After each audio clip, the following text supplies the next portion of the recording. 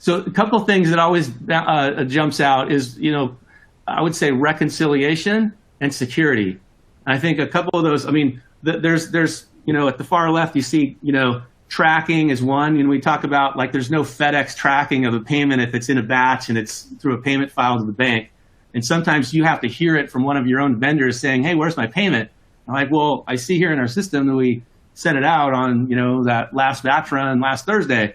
I'm like, well, I didn't get it. So you're having to track it down. So I think when you kind of look at now, all of that starts to be covered because there's additional data that is essentially you're getting back with every single transaction. Along with that is that you get this reconciliation. You're hearing like automated reconciliation. Well, it's almost reconciliation is just sort of inherently part of that process. When you're processing everything individually and you have all this metadata and these identifiers based on when you process it and when it comes back from the bank, matching that up is just more inherently done. It's just part of that process. You just get that. There are some things to kind of do and kind of ensure that that's all working, but it's a radically different process now. It's more inherent with that in this method.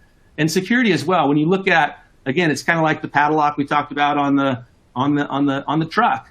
But when you're looking at now having this all programmatic and using token-based authentication and levels of encryption at different layers, you have that at the packet level or the transaction level where you can have a signature on essentially on an encoding on each individual transaction, as well as the pipe that it's going through in terms of that communication path, as well as the API itself in terms of letting it open, letting each payment pass through and checking every single one of those. So there's a lot of things that happens that it's more like a conveyor belt processing all of those with data and tracking on each one of those. Inherently, you get something that's more secure, built-in reconciliation that is gonna be more game-changing.